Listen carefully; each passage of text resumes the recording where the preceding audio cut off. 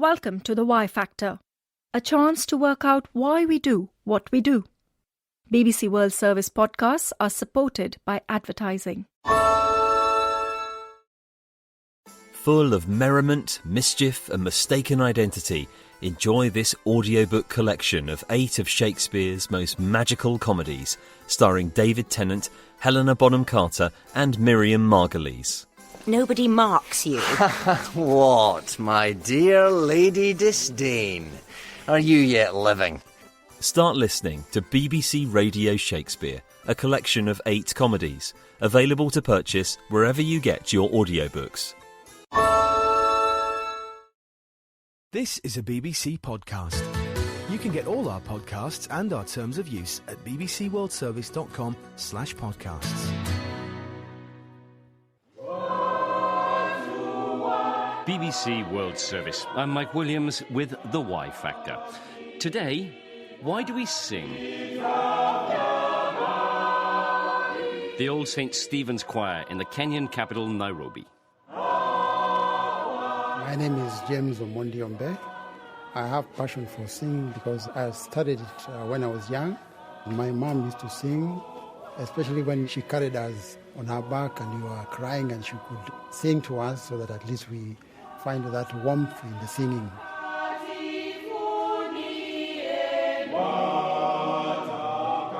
My name is Kezia Bemba. When you sing, you feel like something has communicated into your heart, and all those things you sing can become memories, such that when you're in a difficult situation, a song comes into your mind or into your heart.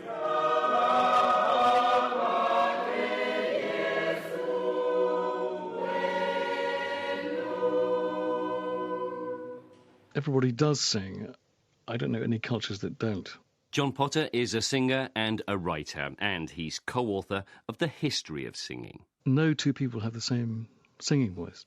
It's a marker of personality, individuality, identity, if you like. The voice and the mouth, the vocal tract, they're really the part of you which expresses your soul, if you like. Your innermost thoughts get realised through singing. When we're doing this activity that we call singing, when we're doing these exaggerated contours and these repetitive elements to our vocalizations, we're using the same sets of abilities in many ways that are being used when we vocalized, in our evolutionary past. That's Ian Morley, a paleoanthropologist at Oxford University. He studies ancient humans and their predecessors, and he specialises in their rituals, religions, and their music. When you look at the types of vocal behaviours that it's grown out of, that we see in our primate relatives, that we can expect are part of our evolutionary history, what we see is that our vocalizations are used for mediating social relationships, for fostering interaction between individuals, for expressing and understanding each other's emotional states, for soliciting attention. Not language, but understandable. Vocalizations that play on our emotions. And just listen to the tone the mother uses. Tickle, tickle, tickle, tickle. There's your train. Where's your train? Woo, woo, woo, woo. It's difficult to work out when these sing-song noises we make to ourselves and to others become song itself. But there's evidence that we and our predecessors on the planet have been doing it for a very long time. Trying to explore the origin and evolution of singing as an archaeologist is a sort of rather peculiar thing to do because, of course, the past is entirely silent. Stephen Mythen, author of The Singing Neanderthals. We may have stone artefacts and fossils and bones, but they don't speak to us, let alone sing to us at all. Nevertheless, what we can do is look at the anatomy of our human ancestors and relatives and try and devise from that at least their capability for, let's say, producing complex sounds. Okay. The key evolutionary step, soon after 2 million years ago, is the development of bipedalism, walking fully on 2 legs. That has a massive effect on our musical abilities, our singing abilities. Various reasons. One is that to be able to walk, and probably more so run effectively, you need a much more sophisticated muscle control through your body. You need better breathing control.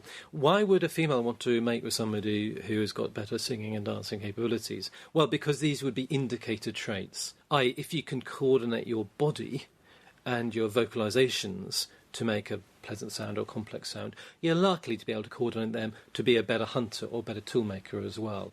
It could also be beneficial from the point of view of signalling the strength of your coalition. So if you can imagine the kind of activity that the New Zealand All Blacks rugby team does, the haka, before they start a match.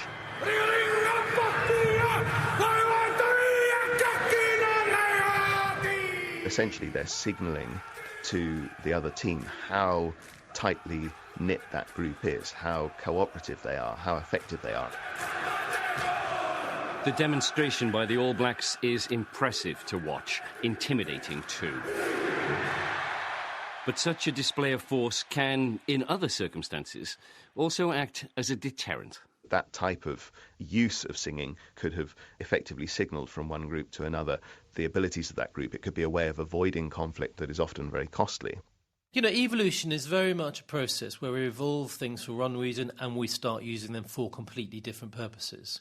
I'm sure that within these early human communities, there was lots of vocal communication. I think there was lots of singing in these early communities. Singing is so important in traditional communities, and indeed today, for building degrees of trust and cooperation, which would have been really critical to early humans. You know, we often talk about evolution being all about competition and selfish genes and individuals. Really, it's about cooperating within groups and working out how to cooperate within groups. Deterring competitors, attracting a mate, binding a group together. Singing seems like it could be a useful skill to have. I've come to the South Bank Centre in London to meet Mary King. She's the artist in residence here and a voice coach. And the lift itself is quite a piece of work. We ascend to the music of Martin Creed, a 2005 composition for choir and elevator. Most people can sing. I think it is very, very complicated when you say, well, what does being able to sing mean? Is it a quality of tone? Is it an ability to feel rhythm and pitch? You know, which of these things are the crucial identifiers of people who can sing?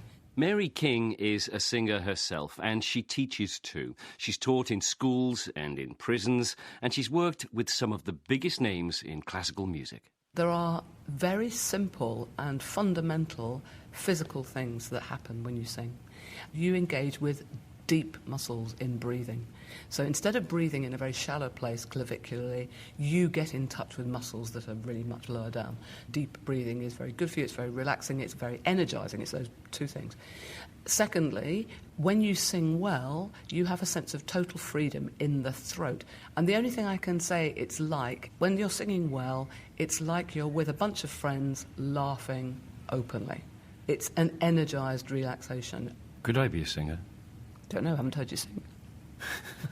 I'm getting nervous now. Are you? Don't be nervous. I am, genuinely, because it's such a personal thing to do. Do you know, I think this is so important. If you're a pianist, you come into a room and you can look at the piano in the corner of the room and you can say, there's my instrument, you know. And if somebody's forgotten to tune it, you can say, I'm terribly sorry, I can't give of my peak because my instrument is terrible.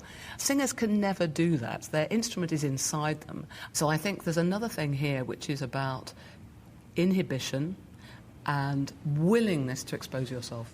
And it did feel exposed, something very personal, something I was frankly nervous about sharing with a stranger. Right, where should I start? As low as you like, as low as is comfortable. Comfortable, okay. Start for one octave first. 8 notes up.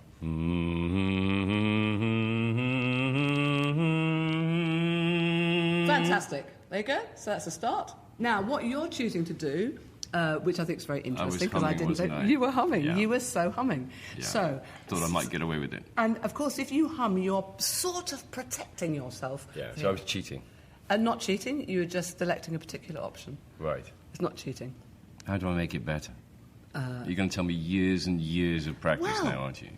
Look, a little bit of anything every day will improve what you do. So if you do 10 minutes of vocal exercises a day, you will notice a difference. And if you do half an hour, you'll notice more difference sooner.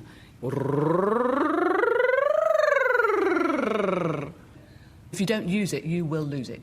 I'm going to try again. It is quite embarrassing just sitting here with you. It is, and I think... I just can't think of what to sing. Yeah. I suppose I'm taken back to my childhood and church in Wales. I tell you what did come into my head was Amazing Grace. Yeah. But will you sing with me? Yeah. Start me off anyway. Amen. You've got to open Amazing Grace. Good. How sweet the sound. Yeah, way better already, you see. That saved a wretch. Too much care will make a young man grey, and too much care will turn an old man to clay. As well as writing about the history of song, John Potter is a professional singer. He's a tenor in the Western classical tradition. Will turn an old man to clay. My wife shall dance and I will sing, so merrily pass the day. For I hope it one of the wisest things to drive dull care away. I sing because I started doing it when I was a child and didn't know any better. And I've always done it. But what does it do to you when you sing? Well, part of the reason it is hard to describe is because if we could describe it, that's what we would do. We wouldn't actually do it. The point about doing it is that you're doing something that you can't articulate in any other way. Sometimes you get that feeling that your hair is literally standing on end. If something is going absolutely right, it just takes you out of yourself. Men were deceivers ever, one foot in sea and one on shore, to one thing constant never. I hesitate to use the word spiritual, but it's something out of ordinary reality, put it that way. You blithe and bonny and bonny and bonny and bonny, and be you blithe and bonny. We sing when emotion rises to a fever pitch and which speech is no longer enough. I think it's a way of expressing strong emotion. And it's a way of expressing emotion that can't be contained by, if you like, the exactness of speech that's more functional. You know, where have you been today? What have you been doing? It's about feeling. Singing is very satisfying to us because it allows us to use the full range of our vocalizations in ways that we don't within our normal speech anymore. It has a feedback effect into our own arousal system, our own emotional system. When we're singing, we use our facial expressions to help affect the sound that we're producing. It's not only our vocal cords, but all of our mouth and our tongue and our face is used as well to help influence the sound that we make when we sing. And those movements of our face actually feed back into our own emotional state. Can people lose the ability to sing? What happens when it stops? Yes, they can lose the ability to sing.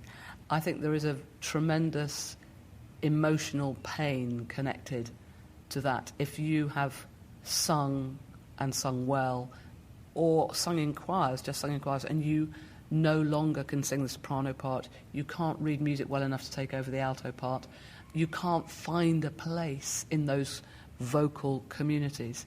I find it absolutely heartbreaking. It feels as if those people have had their, emotional centre removed.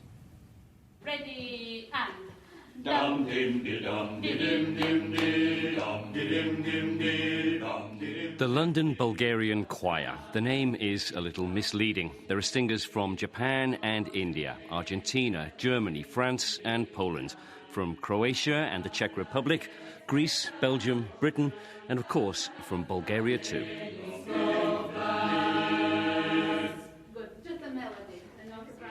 Hello, my name is Desislava Stefanova.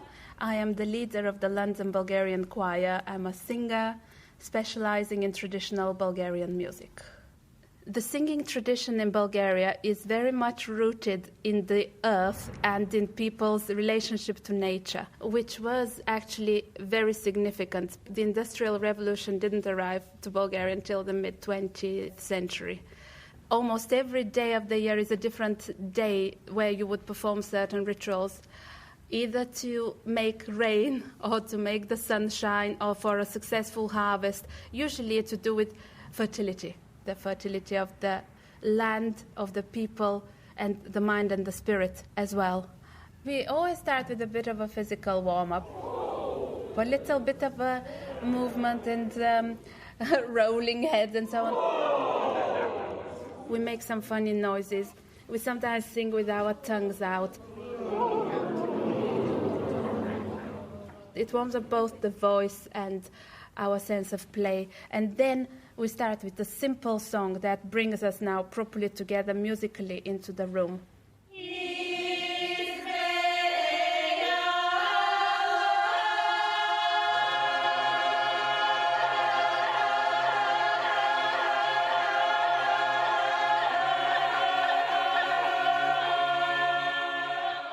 My name is Valentina. The reason I come to choir, the main one is Bulgarian folklore singing connects me to my roots. It reminds me of my childhood, the Danube Valley, the beautiful Danube Valley. I'm Ginka, I'm Bulgarian.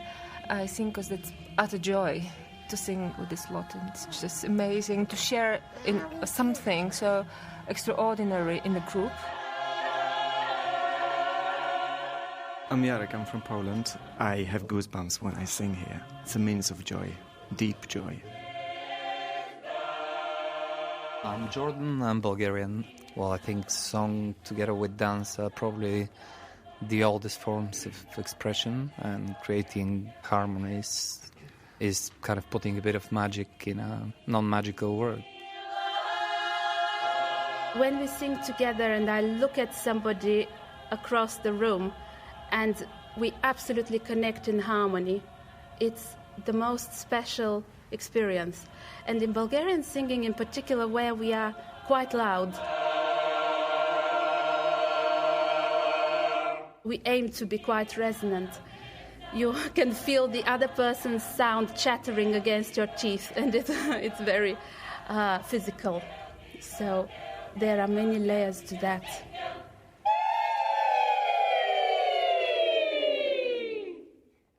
You've been listening to The Y Factor with Mike Williams, talking to John Potter, a tenor and an academic at York University in the UK. I sang because I started doing it when I was a child and didn't know any better.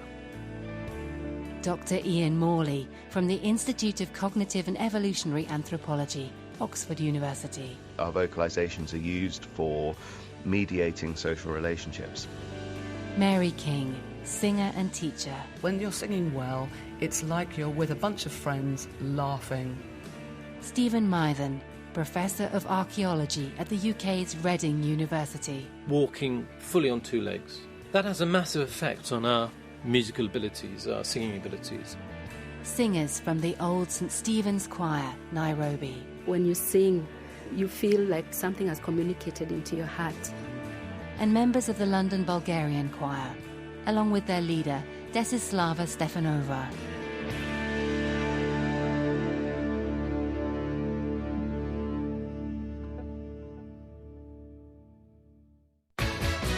There are dozens of different podcasts now available from the BBC, including news, documentaries, science, business, arts and sport. For details of them all, go to bbcworldservice.com/podcasts.